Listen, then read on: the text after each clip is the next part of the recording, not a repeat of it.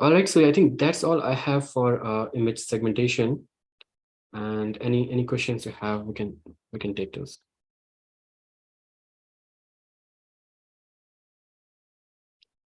Okay, question from Ahmed. Which type of image segmentation is better for real-time applications? It actually depends, what application you have. For some, like mean shift might be better, for some, Slick might be better. But if you are very tight on like a runtime, I think Slick is much faster. Uh, mean shift, you can optimize that as well, but usually I think if you need like a pretty fast algorithm, Slick can do the job for you.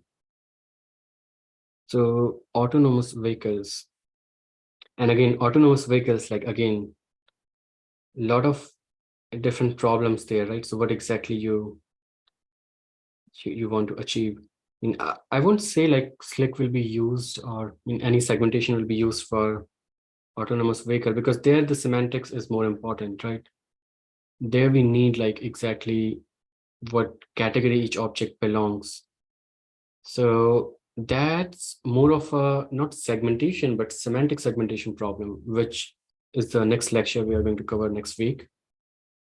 And segmentation, you have seen, it doesn't give you any semantic information, right? It's just trying to divide different segments in your image. So this kind of approaches might be useful for example, if you have to label your data, then you might want to use, let's say, mean shift.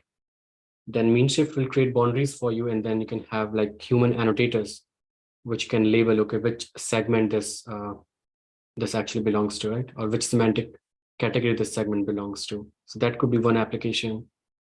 The other application, I think in medical field, there can be a lot of interesting applications for such segmentation, because they're like doctors in real time, if they want to segment like their different kind of images, right?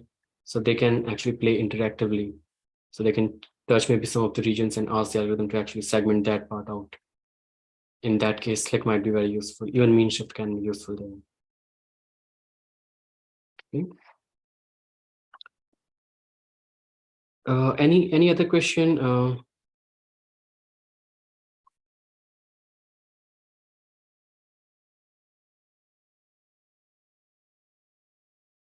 So if there is no other question, let's end it here, and I will see you next week.